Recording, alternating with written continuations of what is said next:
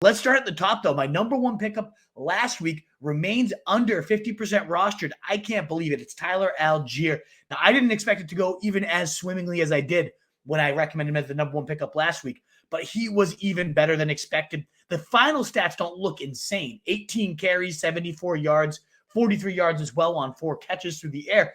Really solid numbers. The big thing, though, is one, this game against a really good Ravens run defense. This Atlanta team has the best run blocking line according to PFF, and we just saw them bully around a Baltimore line for much of this game, and thanks to Tyler Allgeier, who has one of the highest yards per carry. In fact, since he took over as like a pseudo starter here, over 5 yards a pop is towards the top of the NFL, top 3 right now. So he's playing really, really well himself at this stage. The big thing, though, is he took over this backfield. We saw him ultimately haul in, 42 of the 71 snaps compared to just 26 for Cordarrelle Patterson, nearly doubling up Patterson's snaps, while Avery Williams also mixed in for a handful. But we also saw 20 routes for Allgeier compared to 15 for Patterson, so more routes there as well, more targets, 5 compared to just 1 for Patterson, and then 18 carries compared to just 8 carries for Patterson. So he truly took over Tyler Allgeier.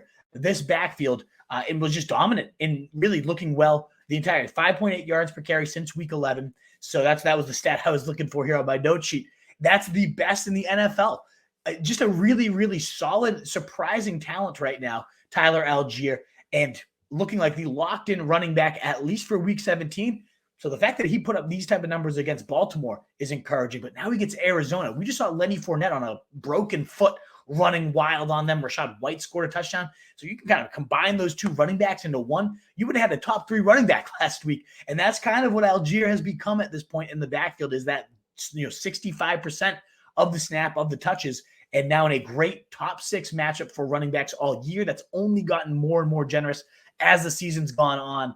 I really, really like Allgeier. If he's somehow out there in your league, whether you need him or not, I would scramble and go get him just to block him from your opponents. You do not want to be facing him. He's a top 20 running back for me entering week 17. The only other guy I'll mention too, I saw Zonovan Knight get dropped by a lot of people, and ultimately we get Mike White coming back. We saw 13 plus touches in every single week since Zonovan Knight's kind of taken over, and he was a top 15 running back nearly every single game he had Mike White under center. So the fact that he's coming back here, Mike White, is crucial. So just go check as well. Did Zonovan Knight get dropped in your leagues? I would prefer Allgeier, I believe, but it's really close. They're like the running back 2021 in my rankings for week 17. So both of those guys, potential top 20 running back plays in your championship week. You don't typically find that on the waiver wire at this point, folks. So go check out Allgeier and double check for Zonovan Knight.